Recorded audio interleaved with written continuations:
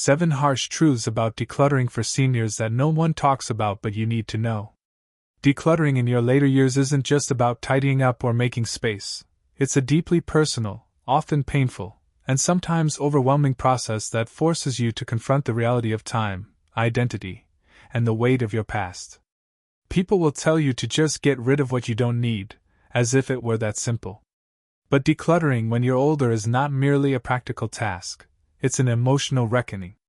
It means facing the objects that tell the story of your life, the relationships you've built, and the roles you once played. No one prepares you for how difficult it can be, but you deserve to know the truth.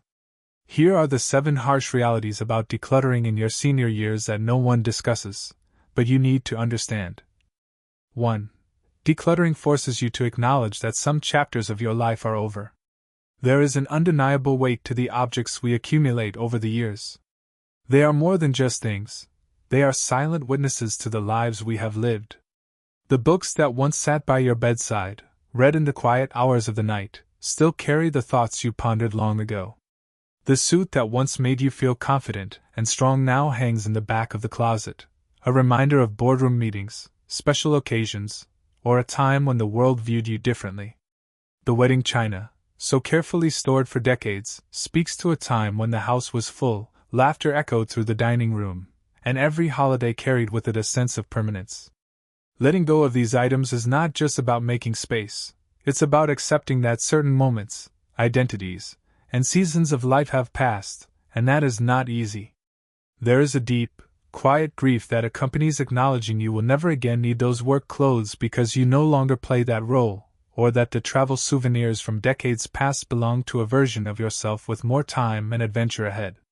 The holiday decorations from years gone by may remain unpacked because traditions have changed, the family has scattered, or the energy to host has waned. What makes decluttering so difficult is that it is not just a physical process, it is an emotional reckoning. Every time you pick up an object, you're forced to ask yourself difficult questions. Am I still this person? Do I still need this? Am I ready to let it go? Sometimes the hardest realization is that holding on to something will not bring back the past. The dress will never be worn again at a party where everyone you love is present. The tools will not be used to build another treehouse for children who have long since grown up. The handwritten letters from old friends and loved ones remind you that time moves forward whether you are ready for it or not. Yet there is something liberating in this acceptance. Letting go of things does not mean letting go of who you were, it means making peace with the fact that life evolves. It means allowing yourself to step into a new chapter with less weight on your shoulders. You are not erasing the past by decluttering, you are simply choosing to honor it in a different way.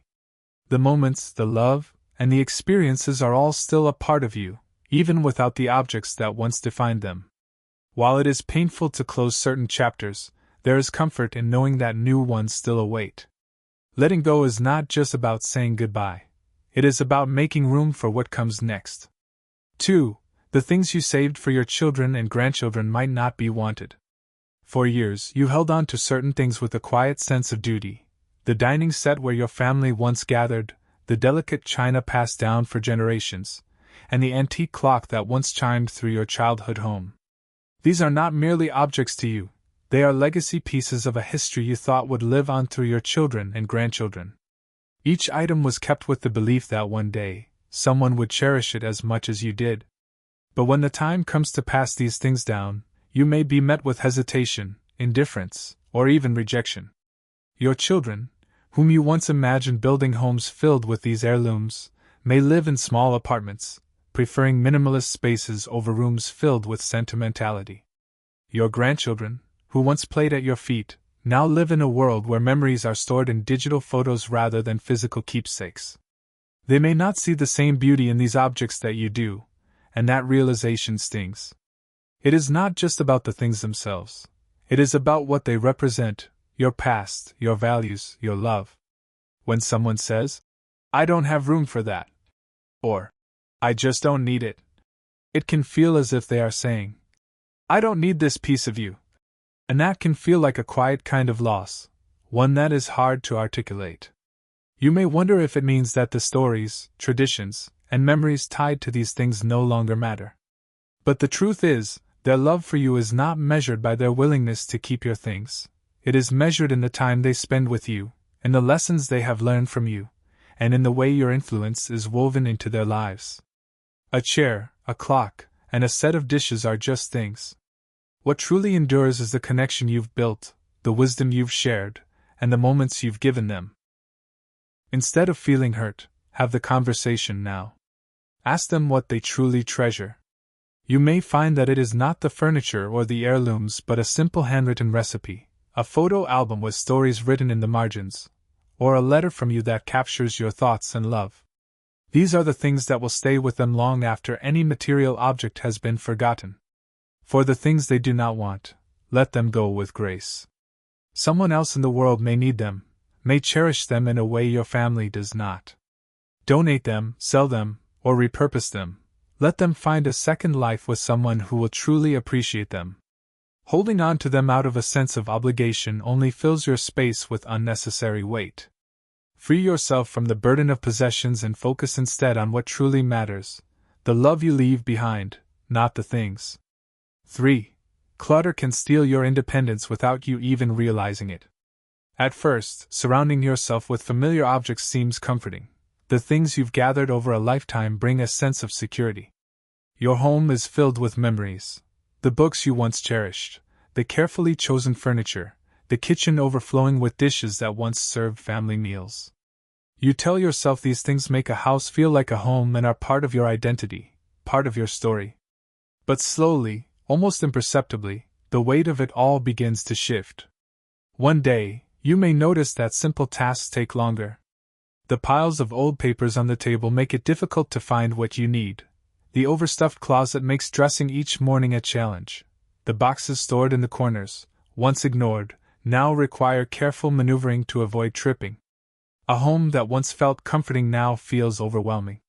One day, you might catch yourself hesitating before reaching for something on a high shelf or thinking twice about bending down to retrieve an item from the back of a cabinet. Without realizing it, your belongings, these things you once cherished, have begun to restrict you rather than support you. No one talks about how clutter can quietly erode your independence. At first, it's just an inconvenience, having to move things around to make space, taking extra time to clean, feeling slightly frustrated when searching for misplaced items. But as the years pass, clutter becomes more than just an annoyance, it becomes a barrier. The once beloved furniture that made your home feel warm now crowds your movement. The rugs, the piles of books, the stacks of old newspapers, these things, which you once kept without thinking, now pose a real risk. A stumble, a fall, a misplaced step could change everything. Yet, it's not just a physical burden. The clutter weighs on your mind too. Every object represents a decision yet to be made. Should I keep this? Should I let it go? What if I need it later? These thoughts pile up in your subconscious, creating stress and fatigue, even when you are not consciously thinking about them. They exist as background noise, adding to the sense of being overwhelmed. Letting go of clutter is not about losing things. It's about regaining control. It's about making your home safer, easier to navigate, and easier to maintain. It's about freeing yourself from unnecessary stress, from objects that no longer serve you, and from the fear that your own home might become an obstacle. It's about ensuring that you can continue to live independently, with ease, with comfort, and with dignity. A home filled with too much clutter does not support you, it holds you back. By choosing to simplify, by letting go of what no longer serves you, you are not just making space in your home, you are making space in your life for ease, clarity, and the freedom to move and live on your own terms. For, you'll feel guilt, a lot of it. No one warns you about the guilt. You think decluttering is just about sorting through old things, deciding what stays and what goes. But then you pick up an item, a gift from a friend who is no longer here, a piece of clothing you never wore but once swore you would, an expensive item you purchased and regretted, and suddenly it's not just an object in your hands, it's a weight pressing on your chest. Guilt comes in many forms. There is the guilt of letting go of something that once belonged to a loved one, as if by discarding the object, you are erasing the person who gave it to you. A scarf that belonged to your mother, a set of letters from an old friend, a handmade trinket from a child long grown. These things are infused with memory, and parting with them can feel like a betrayal. It's as if the love, the history, and the connection will disappear the moment the object is gone. Then there is the guilt of waste. You see an expensive coat you never wore, and you feel a pang of regret. You look at boxes of items you once thought you needed but never used, wondering how much money you spent over the years on things that now feel unnecessary. There is a voice in the back of your mind whispering, "I should have used this more, I should have appreciated this more, I should have made better choices." And there is the guilt of uncertainty, the fear that you will make the wrong decision. You hold an item in your hands and hesitate. What if I need this later? What if I give this away and regret it? What if I am making a mistake? That fear of regret can be paralyzing, making it easier to simply hold on to everything rather than risk letting go of something you might one day miss.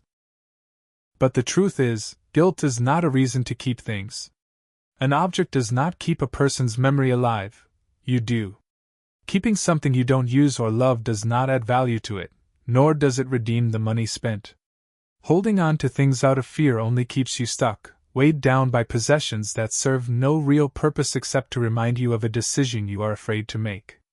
Instead of letting guilt control you, shift your perspective. If something was a gift, remind yourself that its purpose was to bring joy at the time it was given. If it no longer does, you can let it go without guilt. If an item isn't used but valuable, consider donating it to someone who will truly need and appreciate it.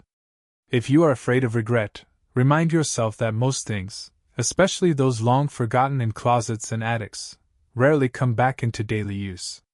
Letting go is not an act of forgetting, it is an act of honoring what truly matters, not the object itself, but the love, the experience, and the memory it represents. Those are things you will never lose. 5. Decluttering is exhausting, physically, mentally, and emotionally. While decluttering sounds simple in theory, going through your things, deciding what stays and what goes, and making space for a more organized life, the reality is far more complicated. No one prepares you for the sheer exhaustion that comes with it, not just the physical effort of sorting, lifting, and moving things, but the mental and emotional toll of making countless decisions, confronting memories, and facing the weight of your own history. At first, you might feel motivated, ready to tackle the clutter that has accumulated over the years. But as you begin, you realize it is not just about tidying up, it is about making choices that feel heavier than they should. Every item you touch demands an answer. Do I keep this? Do I donate it? Will I regret letting it go? The constant need to decide is mentally draining, and over time, it wears you down. What starts as an afternoon project can turn into weeks or months of hesitation, second-guessing, and emotional fatigue. And then there are the memories. Decluttering is not just about objects, it is about confronting your past. The old letters, the photographs, the souvenirs from places you once visited, all of them bring back moments you had not thought about in years. Some bring joy, others sadness, and some remind you of what has been lost. It is impossible to go through a lifetime of belongings without feeling the weight of time passing. You may find yourself pausing, holding an item in your hands, lost in a memory, reluctant to move forward. It is not just things you are letting go of, it is pieces of your story. Physically, decluttering is demanding in ways that may not have been a challenge when you were younger. Bending to go through boxes, reaching for items stored high on shelves, and carrying heavy objects, all require effort. What once felt easy now feels overwhelming. Even if you take breaks, the process is slow, and the fatigue builds. You may find yourself looking at piles of belongings, knowing you need to continue but feeling unable to push through the exhaustion. This is why so many people start decluttering with good intentions but never finish. The process is too overwhelming, the decisions are too difficult, and the memories are too powerful. They stop, leaving things as they are, promising to return later, yet later rarely comes. The clutter remains, and with it, the burden it carries. The truth is, decluttering is not something that happens in one day. It is a process that requires patience and kindness toward yourself. It is okay to take it slow. Start with one small area, one drawer or one shelf. Rest when you need to. Ask for help when it becomes too much. Accept that it will be tiring, but remind yourself of what you are working toward: a home that feels lighter, a space that brings you peace, a life that is not overshadowed by things that no longer serve you. The exhaustion is real, but so is the relief that comes when it is finally done. 6. Keeping everything won't keep the past alive. It just holds you back. It is a comforting thought. Holding on to certain objects can preserve the past. If you keep the letters, the souvenirs, the clothes, and the furniture, then the people, the moments, and the feelings will somehow remain with you. You tell yourself these things are proof that your history mattered, that the life you built is still tangible, still present. But over time, that comfort becomes something else, something heavier, something that begins to take up not just space in your home but space in your mind and heart. At first, you hardly notice it. A closet full of clothes that no longer fit, a cabinet stuffed with dishes from family dinners that no longer happen, a garage filled with items from a life that has changed. These objects sit there untouched, collecting dust. But you hold on to them because letting go feels like an admission that certain times are over, certain people are gone, and certain dreams were never realized. It feels as though, by discarding the items, you are discarding the life you once had. Yet the truth is that keeping everything does not bring the past back. It only makes it harder to live in the present. You are not preserving memories. You are surrounding yourself with reminders of what was, making it more difficult to embrace what is and what could be. Instead of feeling warmth when you see these things, you feel the weight of nostalgia, longing, and what-ifs. Slowly your home, which should be a place of peace and comfort, becomes a museum of a life that no longer exists. Letting go does not mean forgetting. It does not mean that the moments you cherish did not happen, or that the people you loved are any less important. It simply means you are choosing to keep the past in your heart rather than in boxes and on shelves. Memories are not stored in objects, they live in you, in the wisdom you have gained, in the love you continue to give, and in the lessons you pass down to those who follow. When you let go of clutter, you are not letting go of your past. You are making space for your future. You are allowing yourself to move freely, to breathe deeply, and to exist without the constant weight of things that no longer serve a purpose. Beyond holding you back, it is not about loss, it is about freedom. The past does not need to be held on to so tightly. It will always be with you, not in things, but in who you are and in the life you continue to build. 7. There's no perfect time to declutter, so start now. It is easy to say, "I'll do it later." Decluttering is never urgent, never pressing, until it is. There is always a reason to put it off. Maybe you're waiting for a time when you feel more energetic, when life slows down, or when you have the mental and emotional strength to go through the things that have accumulated over the years. Perhaps you tell yourself there will be a better time, a quieter season, or a day when it won't feel as overwhelming. But the truth is that the perfect moment never comes. Time moves forward whether you are ready or not, and what feels like a small task today will only grow heavier with each passing year. What could be handled now with patience and thoughtfulness may one day become an overwhelming burden, one you no longer have the strength to carry. The longer you wait, the harder it becomes, not just physically but emotionally. The weight of indecision grows heavier, and the thought of starting becomes paralyzing. And then there is the reality no one likes to speak about, the possibility that one day you won't be the one making the decisions. If you do not take control of your belongings now, someone else will have to later, a child, a grandchild, a friend. Someone will be left to sort through the things you left behind. While you may think you are sparing yourself the emotional difficulty, what you are truly doing is passing it on to them. They will be the ones left sorting through your belongings, trying to decide what mattered, what was important, what should be kept, and what should be let go. That too is a burden, one that can be avoided if you begin the process yourself while you still have the choice. But decluttering is not just about preparing for the future, it is about making space for the present. When you free yourself from what no longer serves you, you do not just create physical space in your home, you create mental space, emotional space, and a sense of lightness that cannot be measured. You remove the weight of postponed decisions and things that no longer have a place in your daily life. You allow yourself to move more easily, to breathe more deeply, and to live without the quiet stress of too much clutter pressing in on you. There will never be a day when decluttering feels easy. It will always be emotional. It will always be tiring. It will always ask something of you. But waiting will not make it any easier. The best time to begin is now, before it becomes too much, before the choices are taken out of your hands, before the things you own begin to own you. Start small, start slow, but start. Because the sooner you begin, the sooner you will feel the relief of living with less, not less of what matters, but less of what holds you back. Decluttering isn't about loss, it's about gaining peace and freedom. Letting go feels like losing, and that is what makes decluttering so difficult. Every object you part with seems to take something with it. A piece of your past, a reminder of who you once were, a connection to someone or something that mattered.